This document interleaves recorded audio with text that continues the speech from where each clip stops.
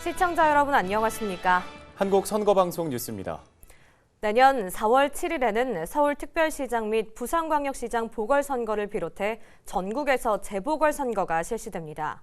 12월 8일부터는 서울특별시장 및 부산광역시장 보궐선거의 예비후보자 등록이 가능한데요. 중앙선거관리위원회는 재보궐선거사무의 완벽한 관리를 위해 대책회의를 개최했습니다. 자세한 소식 전해드립니다. 중앙선거관리위원회는 지난 11월 30일 내년 4월 7일 실시하는 재보궐선거 대책회의를 개최했습니다. 이날 회의는 서울특별시장 및 부산광역시장 보궐선거 예비후보자 등록 신청 개시일을 일주일 앞두고 중점 선거관리 방향 등을 논의하기 위해 마련됐는데요. 김세환 중앙선관위 사무총장을 비롯해 대책회의 개최일 현재 재보궐선거가 예정된 서울, 부산, 울산, 경남 선관위 사무처장 등이 참석했습니다. 김세환 사무총장은 인사말에서 이번 재보궐선거에 대한 국민적 관심이 높을 뿐 아니라 아직 제21대 국회의원 선거 소송이 진행되고 있는 만큼 더욱 철저하고 완벽하게 선거를 관리할 것을 당부했습니다. 코로나19에 대비하여 제21대 국회의원 선거보다 한층 강화된 투개표소 방역을 실시하고 유관기관과 협력해서 코로나19 확진자의 거소투표나 생활치료센터 내 사전투표소 투표, 선거일 자가격리자 일반인 별도 분리투표 등이 원활히 이루어질 수 있도록 해주시기 바랍니다. 중앙선거관리위원회는 이번 재보궐선거에서 무엇보다 정확하고 투명한 선거관리를 통해 그동안 제기된 근거 없는 의혹을 불식시킬 계획입니다. 선거관리 절차와 방법을 세밀히 살펴 보완책을 마련하고 투개표 사무 관계자 교육 강화로 전문성을 높이는 한편 유권자의 참관 기회를 최대한 허용할 방침입니다. 또 사회적 약자의 투표 편의도 확대해 투표소는 가급적 1층으로 확보하고 거동 불편자를 위한 교통 편의 제공하며 장애인과 임산부 등의 원활한 투표를 위해 각별히 관심을 기울일 예정입니다. 뿐만 아니라 코로나19 대확산에 대비해 투개표소 방역도 한층 강화할 방침인데 코로나 확진자는 거소투표 신고가 가능하며 생활치료센터 내에 사전투표소를 운영하고 선거일에는 자가격리자가 다른 선거인과 분리된 시간 구역에서 투표할 수 있도록 관계기관과 협의할 계획입니다. 또한 유권자가 안심하고 투표할 수 있도록 방역수칙 등을 적극 안내하고 한국선거방송, 중앙선관위 홈페이지, SNS 등을 통해 각종 선거 정보를 지속적으로 제공하는 등 다양한 비대면 홍보로 선거에 대한 유권자의 관심을 높일 예정입니다. 한편 중앙선관위는 선거 과열로 인한 선거 질서 훼손 행위에 대해서는 단호히 대처한다는 입장을 분명히 했습니다. 매수 기부 행위, 허위사실 공표 등 중대 선거범죄는 광역조사팀을 투입하여 엄정 대응하고 유권자의 판단을 왜곡하는 사이버 위법 행위는 모니터링을 강화하여 신속하게 조치함으로써 확산을 조기에 차단할 계획입니다. 올해도 이제 한 달이 채 남지 않았습니다. 2020년 선거관리위원회는 제21대 국회의원 선거를 비롯해 주민투표, 위탁선거 등 많은 선거를 관리했습니다.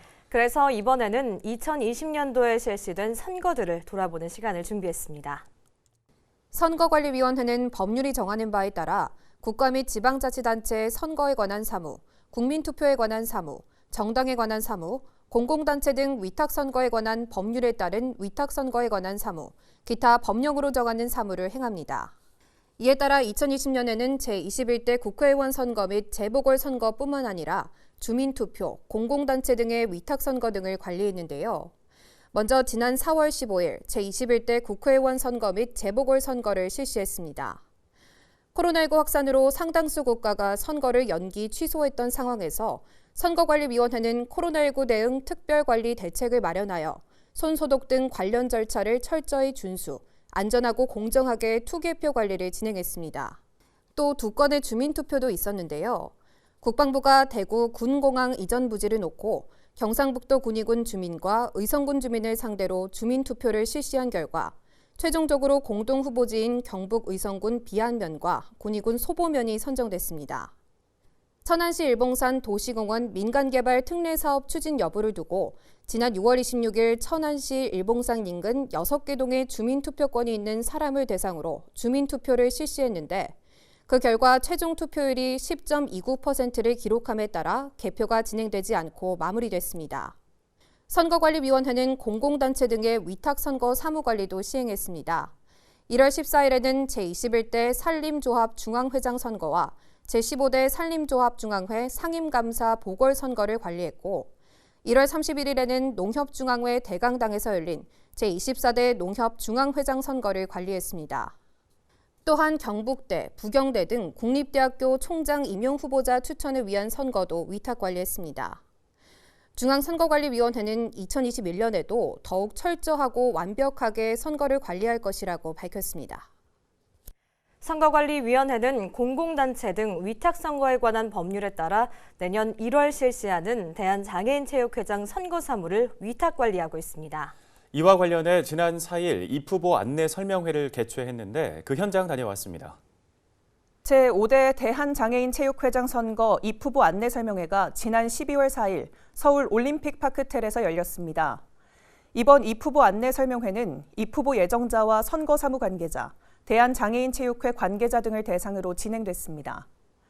입 후보 안내 설명회는 선거 사무 주요 일정, 후보자 등록 신청 절차 및 구비 서류 작성 방법, 투개표 방법 및 참관, 선거운동 및 제한 금지 사항 등에 대한 설명과 질의응답으로 이루어졌습니다.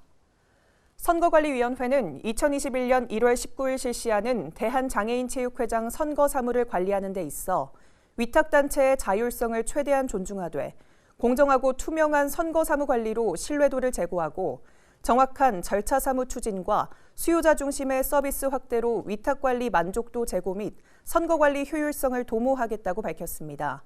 한편 2021년 1월 18일 실시하는 대한체육회장 선거의 입 후보 안내 설명회는 12월 17일 올림픽 파크텔에서 개최될 예정입니다.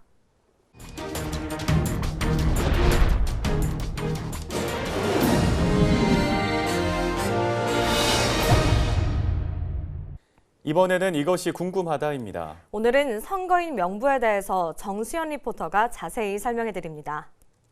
오늘 이것이 궁금하다의 주제는 선거인 명부입니다. 선거인 명부는 선거를 실시할 때마다 선거권이 있는 사람의 성명, 주소, 성별, 생년월일 등을 조사 확인하여 작성하는 공적 장부를 말하는데요. 선거권자가 해당 선거에서 투표할 권리를 가지고 있는지를 확인함으로써 투표의 혼란을 없애고 선거인의 투표 여부를 확인하여 이중으로 투표하는 부정투표를 방지하기 위한 필수적인 요소이기도 합니다. 선거인 명부 작성권자는 구시군의 장입니다. 구청장, 시장, 군수가 선거를 실시하는 때마다 선거권자를 조사하여 투표구별로 작성하는데요. 대통령 선거는 선거일 전 28일, 국회의원 선거, 지방자치단체 의회 의원 및 장애 선거는 선거일 전 20일 현재, 그 관할 구역에 주민등록되어 있는 선거권자를 투표구별로 조사하여 선거인 명부 작성 기준일부터 5일 이내에 선거인 명부를 작성합니다. 선거인 명부에는 선거권자의 성명, 주소, 성별, 생년월일, 기타 필요한 사항을 기재하는데 한 사람이 같은 선거에서 이 이상의 선거인 명부에 오를 수 없습니다. 그렇다면 선거인 명부에 정당한 선거권자가 빠져 있을 때는 어떻게 해야 할까요? 구시군의 장이 작성한 선거인 명부는 선거인 명부 작성 기간 만료일의 다음 날부터 3일 동안 선거권자가 자유롭게 열람할 수 있습니다. 이 기간에 선거권자는 누구든지 선거인 명부에 선거권이 있는 사람이 빠져 있거나 선거권이 없는 사람이 올라 있는 것을 알게 되면 구시군의 장에게 서면으로 이의 신청을 할 수 있고 구시군의 장은 선거권자의 이의 신청을 확인한 후 정당한 경우에 선거인 명부를 정정합니다. 이러한 결정에도 불복이 있는 이의 신청인이나 관계인은 관할 선관위에 불복 신청을 할 수도 있습니다. 선거인 명부 열람 기간이 지나고 나서 정당한 선거권자가 선거인 명부에 빠져 있다는 것을 알게 된다면 해당 선거권자나 구시군의 장은 관할 선거관리위원회에 선거인 명부 등재 신청을 할 수 있는데요. 등재 신청은 선거인 명부 확정일 전일까지만 가능합니다. 선거권자의 열람, 이의 신청, 정정을 거친 선거인 명부는 선거일 전 12일에 확정됩니다. 2021년 4월 7일 실시하는 재보궐선거의 선거인 명부의 작성과 확정 과정을 예로 들어 좀 더 자세히 알아볼까요? 국회의원 선거, 지방자치단체의 의회 의원 및 장애 선거는 선거일 전 22일부터 5일 이내에 작성해야 하기 때문에 3월 16일부터 20일까지 구시군의 장이 선거인 명부를 작성합니다. 작성된 선거인 명부는 선거인 명부 작성 기간 만료일의 다음 날인 3월 21일부터 23일까지 3일 동안 선거권자가 열람할 수 있고 선거권자의 이의 신청, 구시군의 장의 정정 등의 과정을 거쳐 선거일 전 12일인 3월 26일에 선거인 명부가 확정됩니다. 선거인 명부가 확정되면 중앙선거관리위원회는 재보궐선거가 치러지는 지역에 투표구별 선거인 명부를 합하여 하나의 선거인 명부를 작성하는데 이것을 통합선거인 명부라고 합니다. 이 통합선거인 명부는 사전투표소에서 보궐선거가 치러지는 각지에 주소를 둔 선거인이 선거인 명부에 올라 있는지 확인하고 선거인의 주소지에 맞는 투표용지를 교부하기 위해 사용됩니다. 사전투표 기간이 지나면 읍면동 선거관리위원회는 사전투표한 선거인이 표시된 선거인 명부를 투표구별로 출력하고 출력한 선거인 명부는 선거일에 투표소에서 선거인 확인 등에 사용되는데요. 사전투표한 선거인은 통합선거인 명부에 투표한 사실이 표시되기 때문에 다른 사전투표소나 선거일 투표소에서 투표할 수 없습니다. 그리고 확정된 선거인 명부는 해당 선거에서만 효력이 있기 때문에 선거일이 다른 선거를 실시하는 경우 선거인 명부는 새로 작성합니다. 지금까지 이것이 궁금하다였습니다.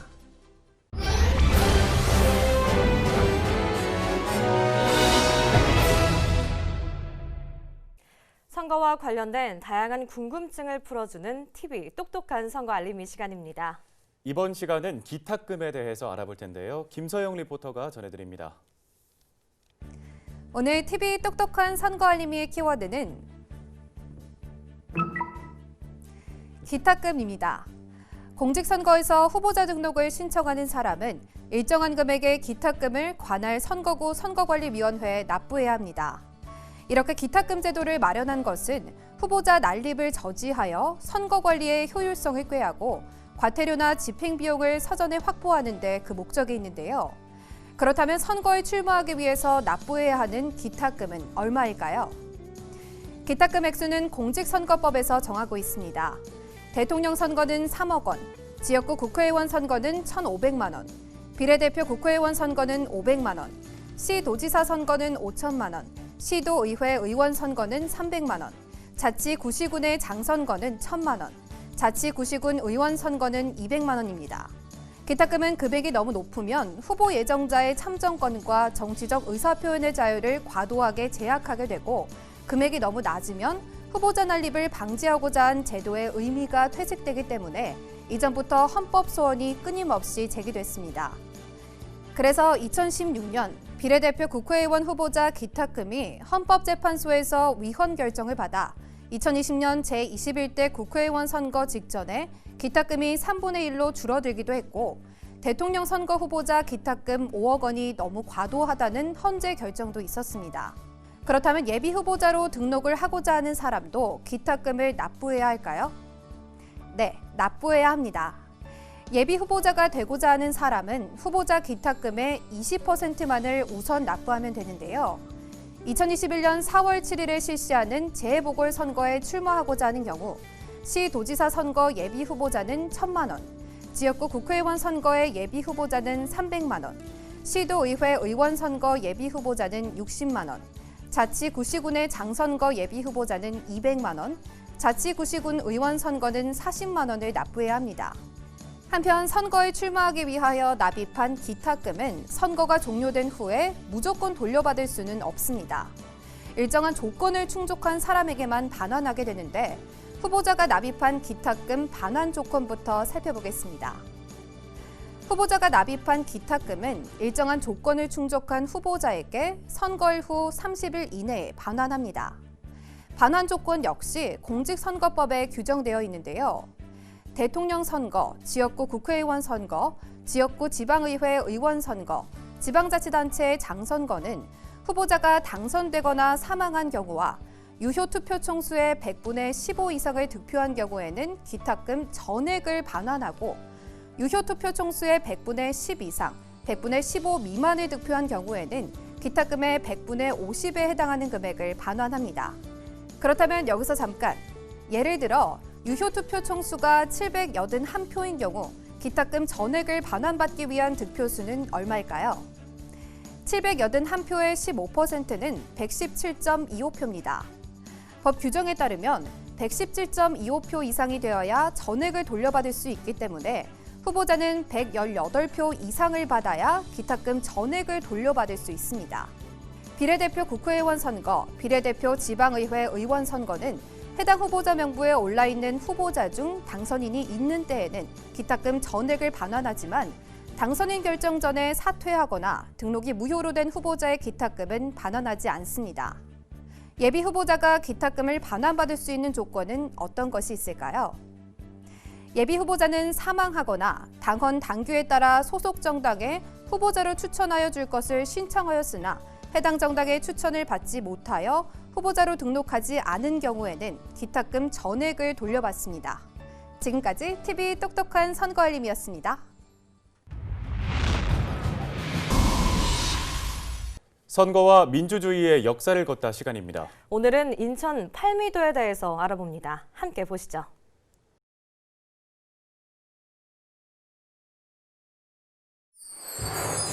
살아 숨쉬는 민주주의 역사를 찾아 떠나보는 민주주의 역사 탐방 프로젝트 선거와 민주주의의 역사를 걷다 배우 전예지입니다.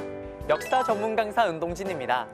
네, 쌤 오늘 저희 굉장히 특별한 곳에 나와 있는 것 같은데요? 맞습니다. 사실 딱 주위만 둘러봐도 우리가 그 전에 갔던 공간과는 아예 완전 다른 것이죠. 완전 달라요. 네네네. 그리고 냄새도 조금 나지 않나요? 그렇죠? 네, 바다 냄새가 물씬 느껴집니다. 그러면 여기서 제가 또 예지 씨를 위한 돌발 퀴즈, 돌발 질문 하나 드리겠습니다. 이제 쌤이 질문하신다고 하면 등에 땀이 나는 것 같아요. 아하하. 혹시 공직선거법이라고 알고 계시나요? 공직선거법이요? 여기까지 오셔서 이렇게 뜬금포 쏘시기예요? 어떻게 제가 답변을 하면 되나요? 네, 제가 직접 설명드리겠습니다. 1994년 3월 16일 기존의 대통령 선거법, 국회의원 선거법, 지방의회 의원 선거법, 지방자치단체 의장 선거법 등 4개의 선거 관련법을 통합해서요. 공직선거 및 선거 부정 방지법이란 이름으로 공포 제정됐습니다. 그 이후 2005년 8월 4일 일부 개정을 통해서 그 명칭이 공직선거법으로 변경됐습니다. 아니, 예지 씨, 공직선거법을 그냥 통째로 다 외우신 건가요? 네, 저 열심히 외우고 왔습니다. 자, 시청자 여러분들, 오늘 저희와 함께 가야 할 곳은 어디냐? 인천 중구 옹진에 위치한 16대 총선 부재자 투표가 이루어졌던 팔미도입니다. 쌤 팔미도면 혹시 예지 씨, 그만 말씀하셔도 돼요. 우리 팔미도와 관련된 이야기는 배를 타고 이동하면서 또 팔미도에 도착해서 여러분들에게 알려드리도록 하겠습니다. 예지 씨, 그러면 배 타러 가볼까요? 네.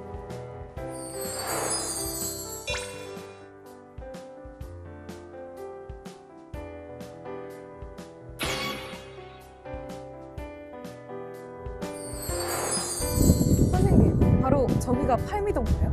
네, 맞습니다. 오늘 우리가 가서 민주주의와 관련된 이야기를 듣고 찾아봐야 되는 바로 팔미도 등대입니다. 네, 벌써부터 어떤 이야기가 숨어 있을지 기대가 되는데요. 네.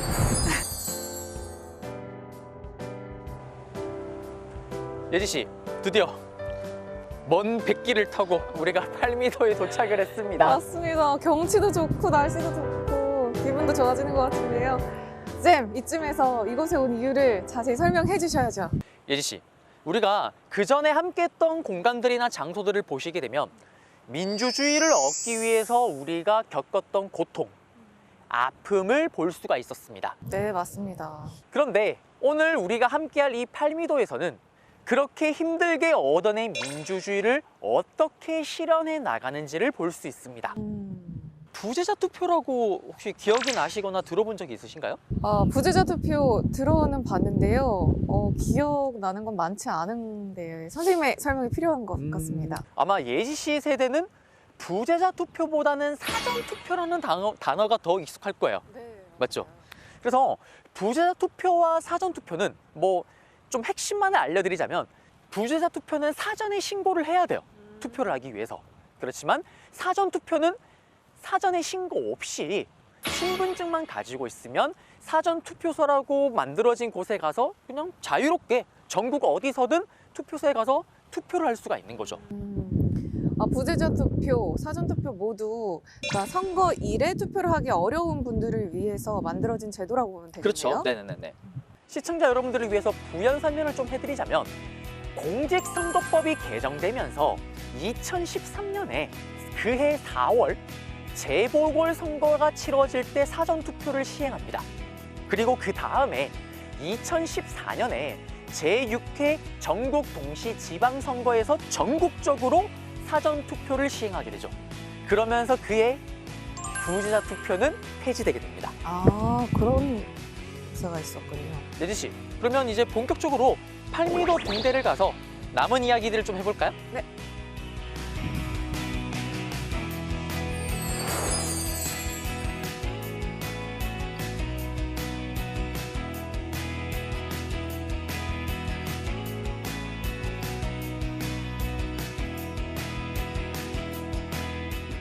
네, 쌤, 저희가 드디어 도착했습니다. 맞습니다. 네, 예지 씨. 이 팔미도의 랜드마크이자 하이라이트, 바로 등대에 도착을 했습니다. 네, 그럼 쌤 이쯤에서 제가 질문 하나 드릴게요. 예지 씨, 질문은 받지 않겠습니다. 제가 질문을 해야죠. 질문은 저의 것입니다. 혹시 순회 투표라고 들어보셨나요? 순회 투표요? 네. 순회 투표는요, 선거일에 투표하기 어려운 외딴섬 거주자들의 투표 편의를 위해서 시, 구, 군의 선거관리위원회가 직접 또는 투표구 선거관리위원회를 지정해서 섬을 순회하면서 하는 투표를 말하는 거죠. 다 말씀을 하시면 전 도대체 뭘 하면 됩니까, 이제? 그렇다면 제가 하는 질문에 답변해 주세요, 이번엔. 뭐 한번 질문해 보시죠, 그러면. 네, 네. 쌤, 이 팔미도 등대의 역사에 대해서 알고 계신가요? 팔미도 등대 역사요? 네, 아마도 팔미도는 점등일이 바로 1903년 6월 1일이고 당시 석유등을 사용해서 가시거리가 10km밖에 되지 않았다고 해요. 아니, 오늘 정말 마음을 단단히 먹고 오셨는데요? 네, 또 이 등대의 높이는 7.9m고요. 6.25 전쟁 당시 켈로 부대가 이 지역을 탈환해서 인천 상륙작전을 성공적으로 이끌었다고 합니다. 그러면 예지 씨가 말씀했던 거에 제가 조금만 살을 좀 붙이겠습니다. 사실 이 팔미도의 등대가 없었더라면 우리는 인천 상륙작전을 성공할 수 없었습니다. 여기에 암초가 많습니다. 그래서 이 팔미도 등대 불빛을 따라서 함대들이 이동할 때만 암초를 피할 수 있었던 거죠. 그래서 당시에 10만여 명의 군대와 260척의 함대가 무사히 상륙작전을 펼칠 수가 있었습니다.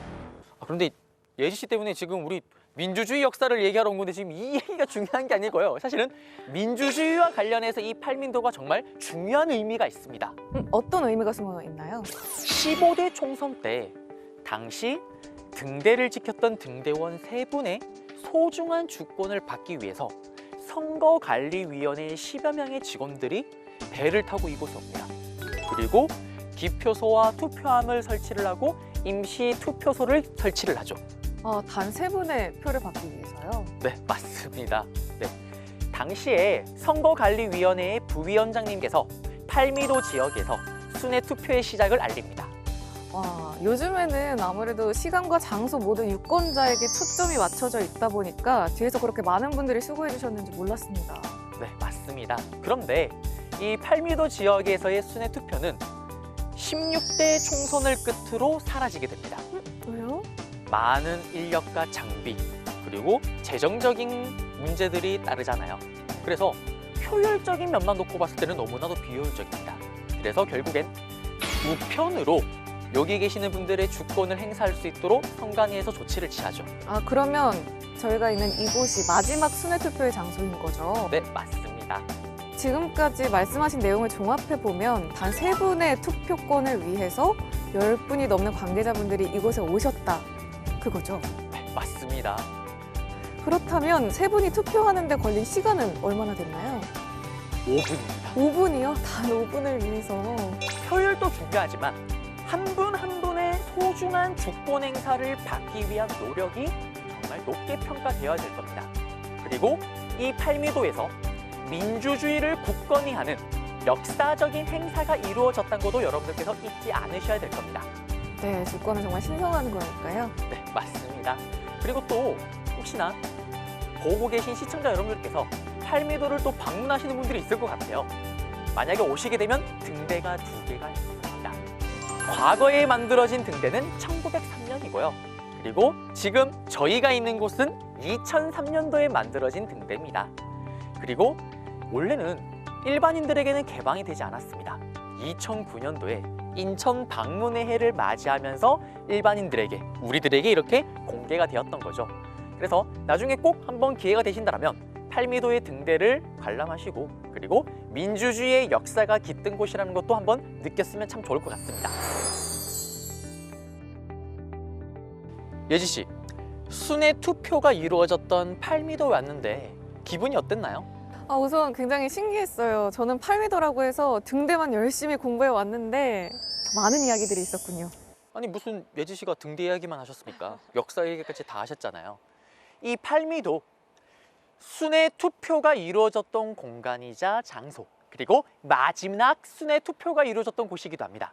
또 시청자 여러분들에게 저희들이 소중한 한 표, 그리고 이러한 민주주의를 얻기 위해 우리가 얼마나 고생했고 또 어떻게 이어져 가야 되는지를 또 알려드리기 위해서 왔습니다. 네, 맞습니다. 쌤 정말 오랜만에 큰 뜻을 갖고 이곳 팔미도에 오게 된 거군요. 오랜만이 아니고 저희는 항상 큰 뜻을 가지고 여러분들을 찾아뵙고 있습니다. 네, 맞습니다. 이쯤에서 우리 다음 여정을 기약하면서 마무리 인사드려볼까 봐요. 살아 숨쉬는 민주주의 역사를 찾아 떠나보는 민주주의 역사탐방 프로젝트. 선거와 민주주의의 역사를 걷다. 저는 배우 전예지였고요. 역사 전문 강사 은동진이었습니다.